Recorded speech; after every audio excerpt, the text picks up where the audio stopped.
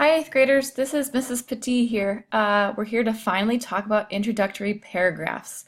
The goal of this is for you guys to take those guided notes and then be able to use these when you're drafting your body paragraphs, or excuse me, your introductory paragraphs tomorrow.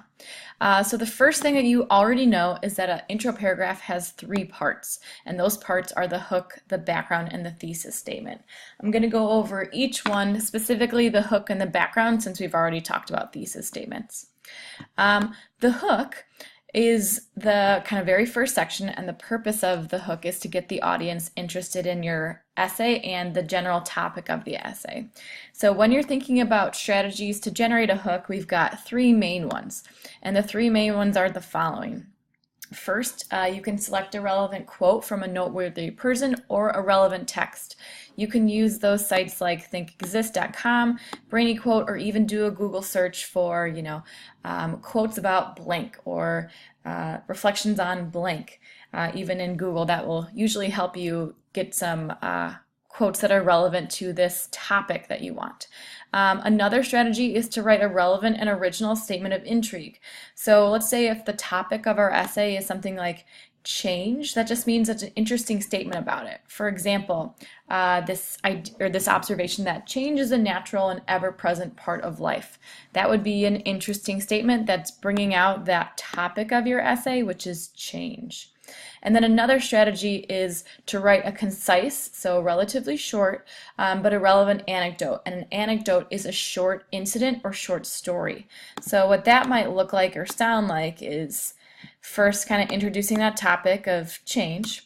Many people fear change. For example, or in fact, when I was young, and then going into a short relevant story about maybe fearing change. And then maybe your essay is about a character who feared change but then overcame change, and you could tie that in together. So those are kind of the three main strategies for hook. We'll talk about some do's and don'ts, and the don't will help address maybe one of the strategies we've used in the past. So do's for hooks.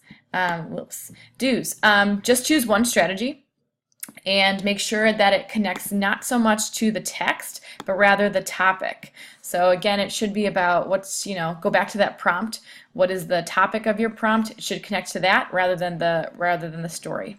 And then a hook should be pretty concise, but that doesn't mean it can't be more than it can be a couple sentences long.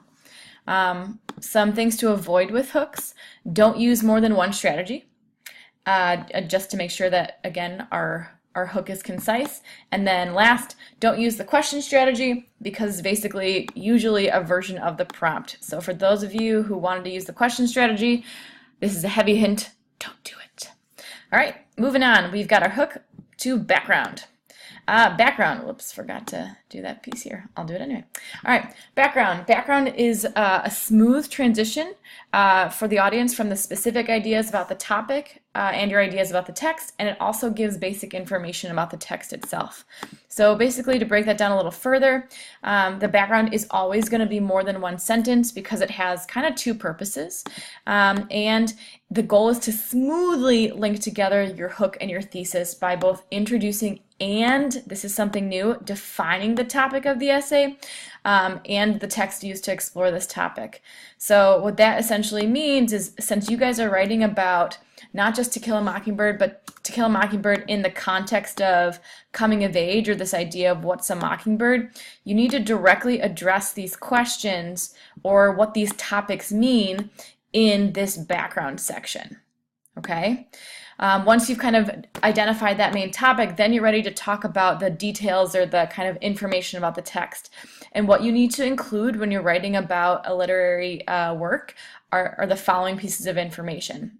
You need the title, you need the author, you need the setting, so that'd be the where and the when, and you need the main conflicts and the names of characters that are involved.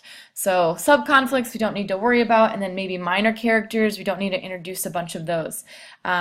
But you should make sure to use these notes as a checklist when drafting your background to make sure you include title, author, setting, conflict, and the names of those characters who are directly involved and relevant. Okay, and then the last piece that we have is our thesis. And our thesis, we've already talked about this, is the direct answer to the prompt, and it also gives the order of the body paragraphs. The reason I wanted to touch on it in this video is because when you're done generating your hook and your background, you may need to go back and tweak or revise your thesis after you draft. And that's to maybe avoid repetition, so we want to avoid repetition, or we want to make sure we smoothly move to the thesis. So for example, if you had, your sample thesis that you've already written down is in To Kill a Mockingbird, 3 characters that blah, blah, blah, blah, blah. Well, you've definitely already should have said this, so you might change that to in the story and then continue your thesis to avoid having that repetition. So make sure you've got these notes and you should use them when you draft your intro paragraphs tomorrow. Happy writing!